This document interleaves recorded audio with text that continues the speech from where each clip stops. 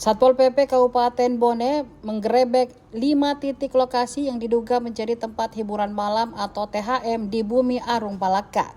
Hal tersebut diungkap Kabid Bimnas Satpol PP Bone, Jun LB, kepada tribuntimur.com pada Kamis 8 Mei 2025. Ia mengaku penggerebekan tersebut dilakukan untuk menindaklanjuti aduan mahasiswa HMI Bone. Ia mengungkapkan dalam penertiban tersebut ditemukan beberapa pelanggaran. Beberapa di antaranya tidak adanya izin usaha dan juga tidak ada izin untuk penjualan miras. Selain itu, ia mengaku dalam penggerebekan tersebut pihaknya juga mengamankan beberapa lady companion atau LC. LC sendiri merupakan istilah lain dari pendamping atau pemandu karaoke. Ia mengaku dengan beberapa pelanggaran tersebut akibatnya sejumlah lokasi pun ditutup.